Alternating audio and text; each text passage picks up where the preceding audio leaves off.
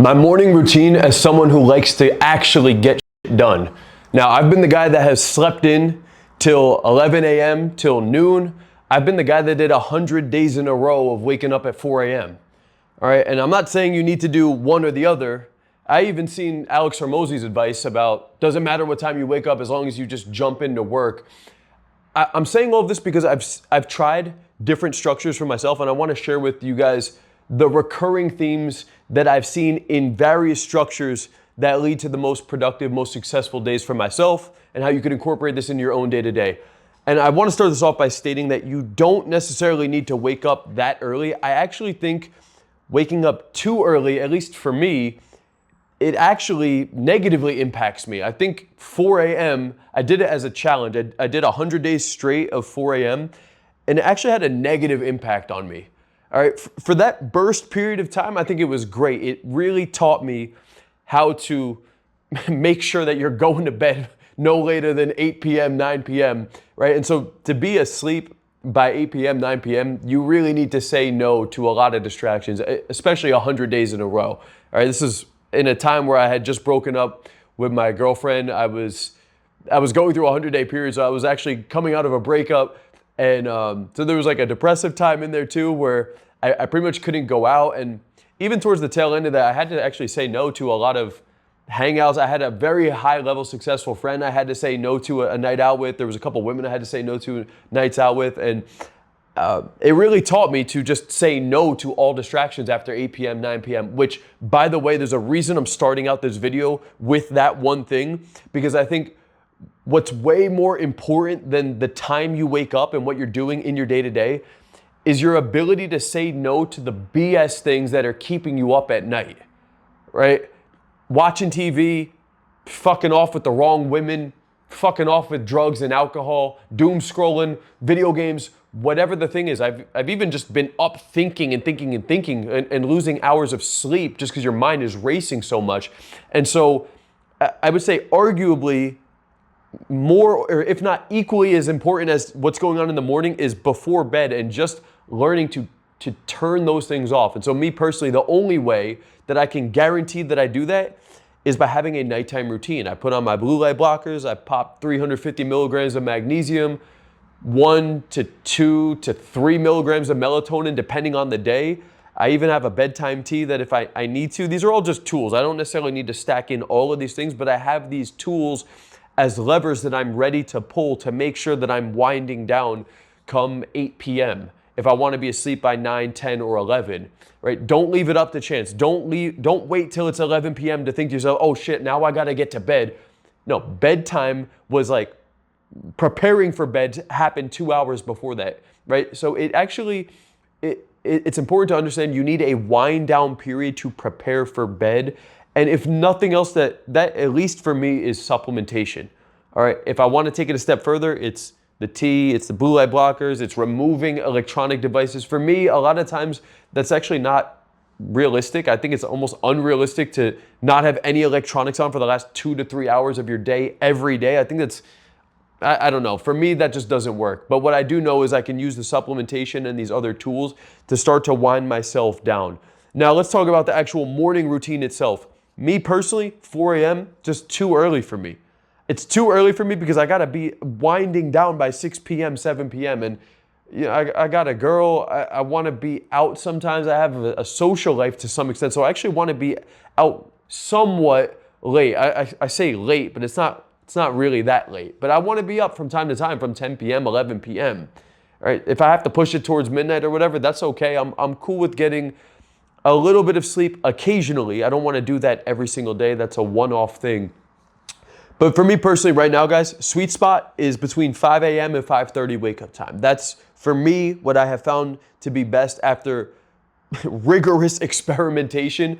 If you wake up at 7 a.m., 8 a.m., 9 a.m., 10 a.m. later, man, there's just not enough time going on in your day personally. Like, that's just from my own personal experience. I encourage you to wake up as early as possible, and really, if you want to truly know where that level is, try to wake up earlier than what time you even think, and do that for 20 days, 50 days, 100 days, so you can then maybe dial it back, or you can actually come to a conclusion. The first couple of times you try to wake up earlier, your brain's gonna give you every reason as to why it's not a good thing, as to why this isn't gonna work out, as to why it's too early. That's bullshit. You're just not in the habit of doing it properly or doing it consistently, so you haven't really adapted to it yet. That's why I said lock in on it 20, 50, 100 days before really making a conclusion as to whether or not it's genuinely too early. All right. First thing I like to do when I get up is, well, before anything, postponing the caffeine. That's just what I've noticed. I like to wait 2+ hours before having the caffeine. I like to wake up naturally. I like to oftentimes even work out without the caffeine because I can utilize caffeine, or excuse me, I can utilize my workout. I can utilize a cold shower. I can utilize a little bit of meditation and doing these activities to wake myself up naturally and even raise my frequency naturally. And then I look at the caffeine as like that NOS boost once I'm already in the flow of things versus I think the old me, when I was younger, I would use the caffeine as a means of waking up. And you don't want to just use the caffeine as a means of getting back to baseline. Wake up naturally because you got rest and you're eating the right foods, and then get some physical activity going to raise the baseline up. Then the caffeine brings you over the top. That's, in my opinion, that's like the most ideal. So what I like to do is, and I've tried a variety of different things, but where I'm at right now is I like to keep the morning routine as simple as possible. I've tried doing the morning routine that has like the self-help guru guy where you do every single thing possible. You know, I would do 30 minutes of reading. I would do 20 minutes of meditation. I would do like 15 minutes journaling.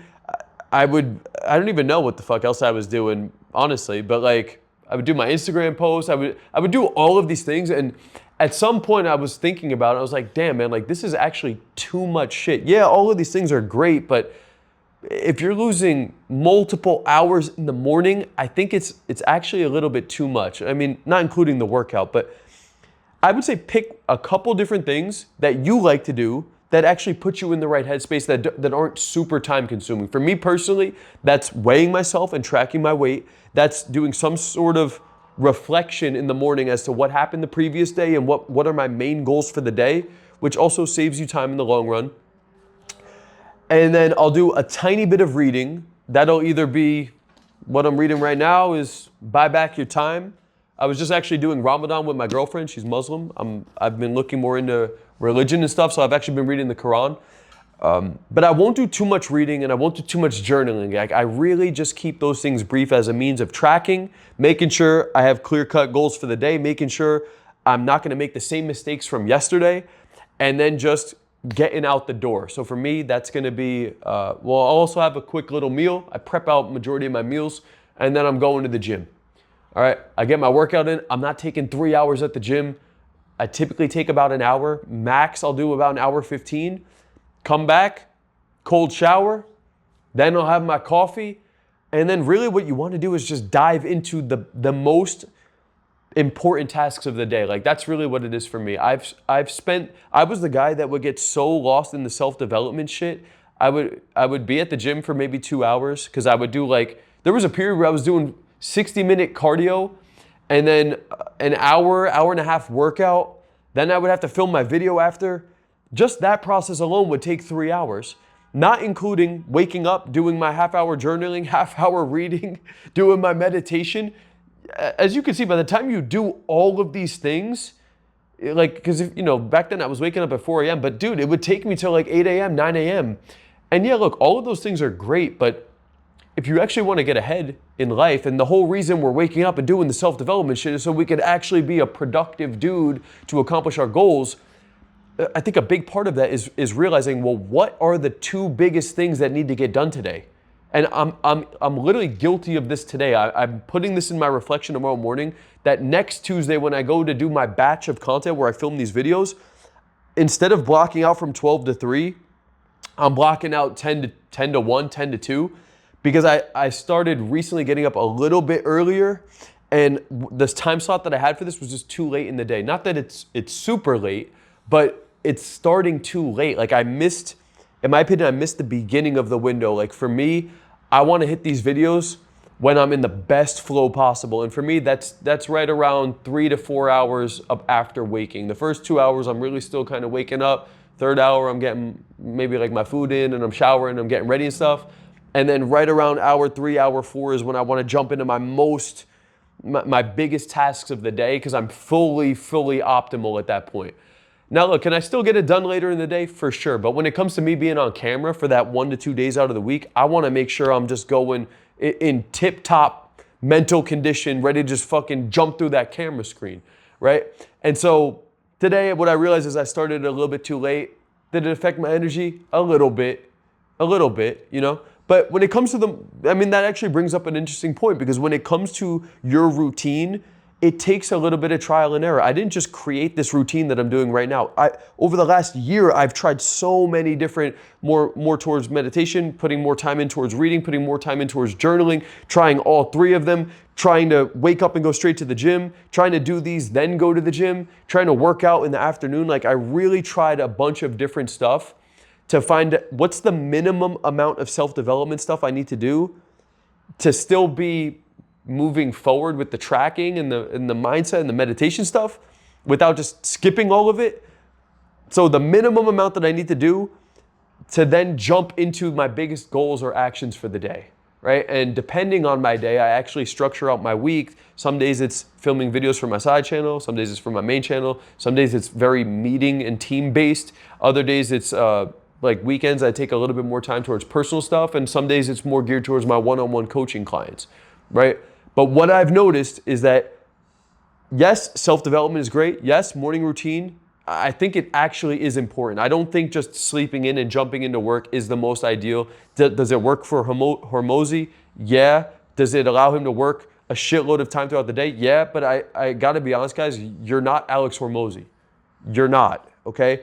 And I do think a lot of you guys need more structure in your day-to-day. You need more tracking on your goals. You need more tracking where you went wrong the previous day. You need more time spent creating your calendar and structuring out your day. You don't want to get lost in it, but I do think most of you guys need to do a little bit more of that. So I would actually get up a little earlier than whatever you're doing right now.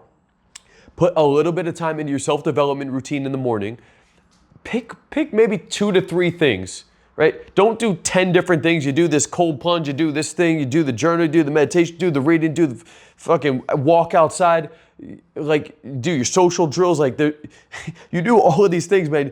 You're taking away the mental bandwidth towards the most important thing that's going to get you ahead in your business or your career. So me personally, I'll do 10 minutes of reading. I do a really quick reflection, like maybe a 5-minute reflection where I'm tracking my weight, track the goals from the day before. What are the main goals that I want to do for today? I hit my prayer, and then I'm moving on to my food, and then I'm going into my workout. I like the cold shower because it really wakes you up, but it also forces you to take a quick shower. I'm not fucking off for 30 minutes in the shower with music and jerky, and you could literally lose an hour to your shower and your skincare. Honestly, like I've been that guy too, right? So I'm trying to get through that stuff as quick as possible, while still getting the benefit from these things. And then I'm really time blocking out the day to jump into the 1 to 2 biggest actions that need to get done for the day.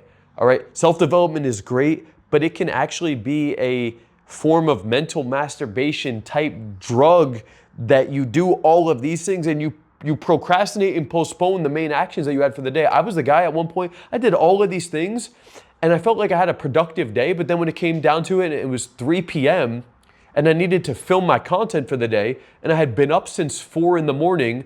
I'm 11 hours into my day. I'm actually fucking exhausted at that point, and I end up either taking a nap or talking myself out of doing the thing.